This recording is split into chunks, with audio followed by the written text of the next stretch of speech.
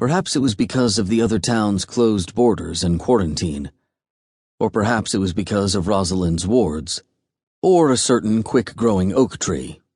Or the special broth made by another relocated good witch.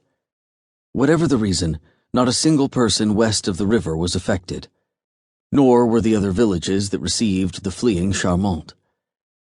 And then, late one dire rainy night, long after Belle was put to bed, a third time after trying to read under her covers with a jar of fireflies, there was a knock on the door. Rosalind and Maurice looked at each other once and leapt up, expecting to see their dear old friend again. Instead, an unknown person stood hunched over in the cold, a pale and milky moon making his tired eyes seem even more sunken.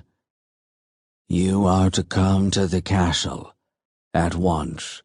The king and queen would see you." "We are no longer citizens of that fair kingdom," Rosalind said with a barely contained snarl. "We do not need to obey any demands or requests of the rulers there. They hold my allegiance no longer." Maurice put his hands lightly on her shoulders, curiosity always stronger in him than outrage. "What do they want?" The man sighed. "The disease which ravages the countryside is now inside the castle walls, killing royalty and servants alike." "I don't—" But Rosalind trailed off whatever she was going to say. Her anger deflated in the face of needless death, and the worry in the messenger's eyes. Perhaps he too had a loved one who was sick. Rosalind looked back at Maurice. "You should go," he urged. "People are in trouble, and you can see Alaric once you're inside the castle. That would be good."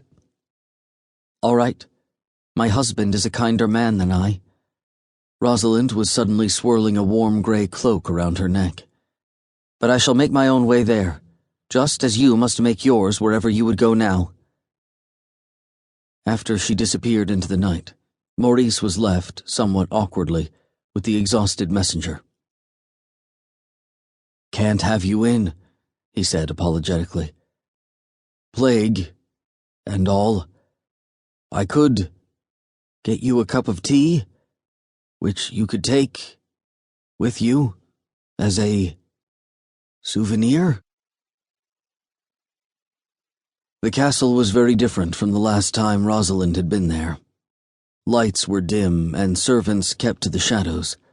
The deep chanting of priests echoed in the corridors. There was so much incense clouding the air, she almost couldn't breathe. The king and queen were on their thrones, looking tired. The boy prince was nowhere to be seen. "Enchantress," the queen said, her voice a little scratchy but otherwise as firm as ever. "You are forgiven for the high crime of breaking quarantine. In return, we would ask you use what powers you possess to secure the safety and health of our royal selves and the castle." Rosalind blinked. "What?" she asked, for once in her life at a loss for words. "The Queen stated it quite clearly," the king snapped.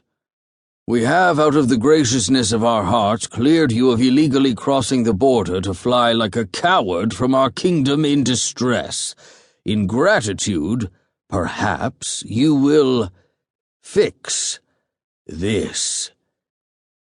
He waved a hand vaguely around the room, trailing a handkerchief that no longer smelled of perfume and flowers, but of salts and bitter medicines, in hopes of warding off the plague.